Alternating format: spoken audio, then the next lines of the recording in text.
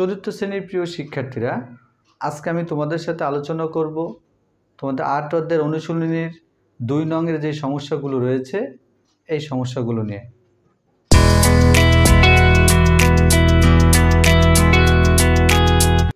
Hello viewers, তোমাদের ১০১ পৃষ্ঠার অনুশীলনীর ২ নম্বরে ছিল যোগ করো।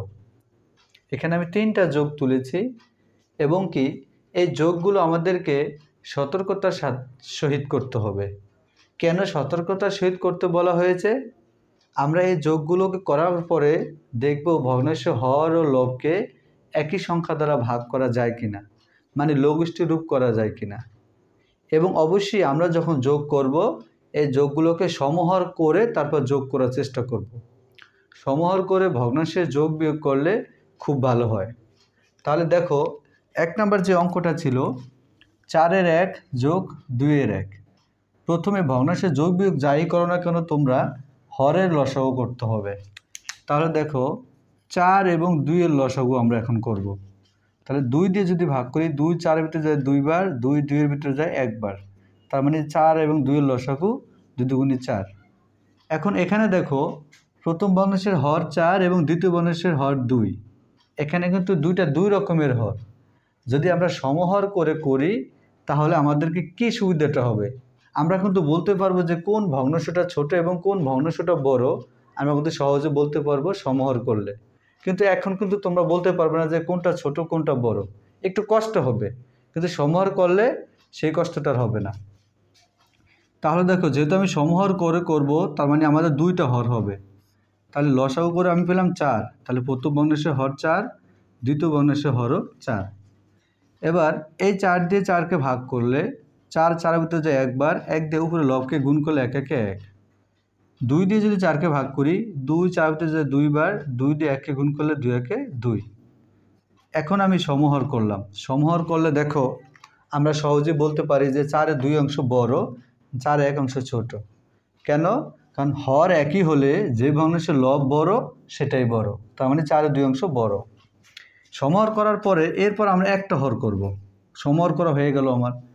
এবার লবগুলো যোগ করে দেব।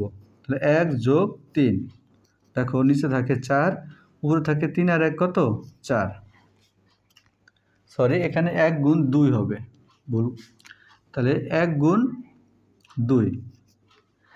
তাহলে ২ আর ১-এ যদি আমরা যোগ করি তাহলে হয় কত? ৩। তাহলে প্রথম ভগ্নাংশের যে উত্তর সেটা বেরোলো কত আমার? ৪-এর ৩ অংশ। এরপর যদি তোমরা খেয়াল করো ২ নম্বর যে অঙ্কটা, ঠিক একইভাবে আমরা হরের লসাগু করব। লসাগু করার পরে তারপর আমরা কি করব দেখো, ৬ এবং ৮-এর লসাগু ২ দিয়ে যদি ভাগ করো, ২ ৬-এর ভিতরে যায় ৩ বার, আবার ২ ৮-এর ভিতরে যায় ৪ বার। আর কোনো লসাগু করা যায় না। তাহলে আমরা কি করব? গুণ করব। তাহলে ২ গুণ ৩ গুণ ৪। তাহলে কত হয় দেখো, ৩ দুগুণে ৬, ৪ ৬ ২৪। তার মানে ৮ এবং ৬-এর লসাগু হলো কত? ২৪। এখন আমরা দুইটা হর করব, কারণ আমরা ভগ্নাংশের যোগ এবং বিয়োগগুলো সমহর করে করব। তাহলে এখানে ২৪ হবে, এখানেও ২৪ হবে। এখন প্রথম ভগ্নাংশের হর দিয়ে এই ২৪কে ভাগ করবে। তাহলে ৬ ২৪ ইন্টু কয়বার যায়? ৪ বার যায়। ৪ দিয়ে উপরে ১কে গুণ করলে ৪ একে ৪। একইভাবে দ্বিতীয় ভগ্নাংশের হর দিয়ে ২৪কে ভাগ করবে। তাহলে ৮ ২৪ ইন্টু ৩ বার যায়, ৩ দিয়ে ৩কে গুণ করলে ৩ ৩-এ ৯। এরপর দেখো দুইটা হরের জন্য আমি একটা হর লিখব, আর উপরে লবগুলো যোগ করে দেবো। তার মানে ৪ যোগ ৯। দেখো যোগ করার পরে কত থাকে? নিচে হর ২৪ই থাকে, আর ৯ আর ৪ যোগ করলে ১৩। এবং এটাকে কোনো লঘিষ্ঠ রূপ করা যায় না, তার মানে কাটাকাটি করা যায় না। তাহলে এটি আমাদের ২ নম্বর অঙ্কের উত্তর। এবার আমরা ৩ নম্বর অঙ্কটা দেখি। প্রথমে ভগ্নাংশের হরের লসাগু করব। হর হচ্ছে ৩ এবং ১৫। তাহলে ৩ এবং ১৫ লসাগুটা যদি তোমরা দেখো, ৩ দিয়ে ভাগ করলে ৩ ৩-এর ভিতরে যায় ১ বার, ৩ ১৫-তে যায় ৫ বার।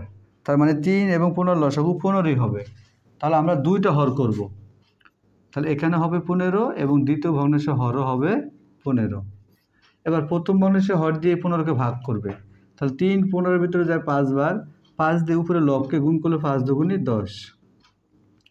15 দিয়ে 15কে ভাগ করলে যায় একবার, 1 দিয়ে 2 একে 2। এরপর দেখো 2টা হরের জন্য আমরা একটা হর লিখব, উপরে লবগুলো যোগ করে দেবো, তাহলে 10 যোগ 2। এখন দেখো নিচে থাকে 15 আর উপরে থাকে 12।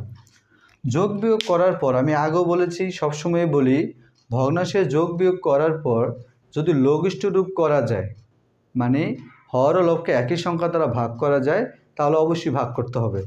দেখো এখানে এমন কোন সংখ্যা আছে যেটা দিয়ে আমি 15কে ভাগ করতে পারবো এবং 12কে ভাগ করতে পারবো? আমরা যদি 3 দিয়ে ভাগ করি, 3 15 ভিতরে যায় 5 বার, 3 12 ভিতরে যায় 4 বার। তার মানে আমাদের কাটাকাটি করার পরে থাকে 5-এ 4 অংশ।